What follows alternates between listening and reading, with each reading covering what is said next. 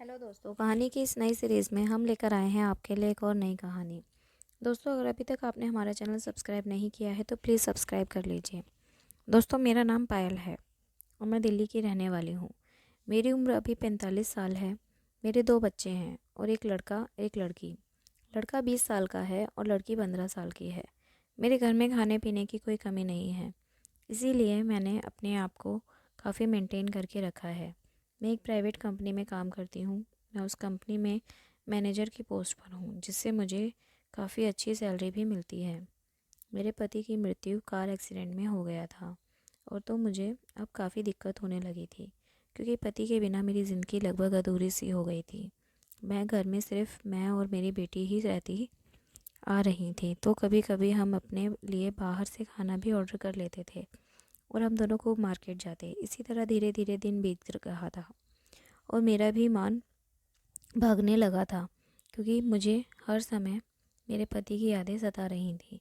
एक दिन की बात है, मुझे ऑफिस नहीं जाना था और मैं खाना बना रही थी और मेरी बेटी सब्ज़ी काट रही थी। तभी उसी समय अचानक मेरे बेटे का दोस्त हमारे घर आ गया। मेरी बेटी अच्छी तरह से जानती थी मेरा बेटा उसी लड़के के साथ रहकर मेरठ में पढ़ाई करता था। हम दोनों ने उसे नाश्ता कराया, उससे बात बताया कि आज शाम को आपका बेटा घर आने वाला है, क्या उसने आप लोगों को कॉल नहीं किया? मैं बोली, नहीं बेटा, उसने कॉल तो नहीं किया, लेकिन वो 2-3 दिन पहले बोल रहा था कि जल्दी घर आएगा। फिर मैंने पूछा, बेटा मेरे बेटे की पढ़ाई और लाइफ कैसी चल रही है? वहाँ पर पैसा तो बर्बाद नहीं कर रहा? तुम तो उसके अच्छे दोस्त हो ना, बताओ। इस पर वह बोला, अरे आंटी जी, अब मैं आपको क्या बताऊँ, वहाँ पर एक पड़ोस की आंटी के चक्कर में पड़ गया है, उन्हीं के साथ बहुत ज़्यादा घूमता है। इतना सुनकर मुझे बहुत गुस्सा आ गया और मैं सोचने लगी कि अपने बेटे का पीछा उस आंटी से कैसे छुड़ाया जाए। इसी बीच मेरे बेटे के दोस्त का फ़ोन आ गया, तो वह हमारे घर से बाहर चला गया। फिर शाम को करीब 5 बजे मेरा बेटा घर आ गया। उसका नाम राहुल है। राहुल ने आकर मेरे पैर छुए। फिर हम सभी उसके पढ़ाई को लेकर बातें करने लगे। मैंने उससे पूछा, बेटा तुम्हारी पढ़ाई कैसी चल रही है? इस पर वह बोला, माँ मेरी पढ़ाई बिल्कुल ठीक ठाक चल रही है। मैं सरकारी नौकरी का पेपर देने कर आया हूँ और मुझे लग रहा है कि इस बार मेरे अच्छे नंबर आएंगे और मेरा सिलेक्शन भी हो जाएगा। बेटे के मुंह से इतना सुनकर मैं बहुत ज़्यादा खुश हो गई। वह काफ़ी दिनों के बाद घर आया था, तो हमने खूब बातें की और बाद में हम सभी ने नाश्ता किया। रात हो गई तो सभी सो गए। रात को सोते समय ही मैं अपने राहुल के बारे में सोच रही थी और कैसे उसे इस दलदल से बाहर निकाला जाए। ये सब सोचते सोचते मुझे नींद आ गई और मैं सो गई। अब मेरे बेटे को आए लगभग 6 दिन हो गए थे। सुबह के समय था, मुझे ऑफिस जाना था और मैं जल्दी जल्दी खाना बना रही थी। उसी बीच मेरे फ़ोन पर मेरी बहन का फ़ोन आया। मैं बोली, दीदी तुम जल्दी से गाँव चले आओ, पिताजी की तबीयत बहुत ज़्यादा बिगड़ गई है। इतना सुनते ही मैंने मोबाइल रख दिया और राहुल को साथ लेकर चल दी। मैं बोली कि चलो नाना जी की तबीयत बहुत ज़्यादा ख़राब हो गई है, चलो उनकी तबीयत देखने के लिए तुम्हारे नाना घर घर चलते हैं। फिर अपनी बेटी को घर पर छोड़कर हम दोनों माँ बेटे वहाँ से निकल गए।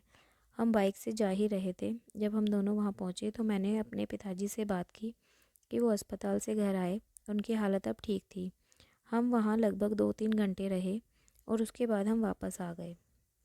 रात के 9 बज रहे थे। मैं बाहर हॉल में बैठकर टीवी देख रही थी और बेटा अपने कमरे में था। मेरे मन में कुछ कुछ विचार आ रहे थे। मेरा मन बहुत उदास था और मैं खुद को रोक ना सकी, इसीलिए मैंने अपने बेटे के पास गई और बोली, बेटा तुम क्या काम करोगे? इस पर वह बोला, हाँ मम्मी आप बोलिए, क्या काम करना है? मैंने उसको बोला, अब तुम मेरठ नहीं जाओगे, बाकी की पढ़ाई यहीं पर पूरी करो।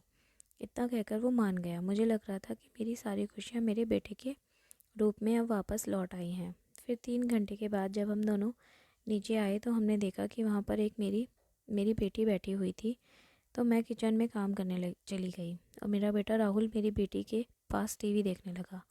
फिर मैं किचन में सबके लिए चाय बनाकर लाई और चाय मैंने सबको दे दी। चाय पीने के बाद हम सभी परिवार के बारे में बातें करने लगे। अब हमारी ज़िंदगी खुशियों से भर चुकी थी। इस तरह हम सब खुशी खुशी रहने लगे। कुछ दिनों के बाद मेरे बेटे की सरकारी नौकरी भी लग गई और वह टीचर बन गया था, तो हमारी जो कुछ भी परेशानियां थी वो भी दूर हो गई थी। अब मेरा बेटा हम लोगों को लेकर शहर में चला जाए गया और जहाँ उसकी नौकरी लगी थी। इस तरह हम अपनी ज़िंदगी में काफ़ी ज़्यादा खुश थे और अब हमारी ज़िंदगी काफ़ी ज़्यादा बदल चुकी थी। तो दोस्तों, ये कहानी आपको कैसी लगी हमें कमेंट करके ज़रूर बताएं और हमारे इस चैनल को सब्सक्राइब ज़रूर करें और इस कहानी को अपने दोस्तों के साथ शेयर ज़रूर करें। धन्यवाद।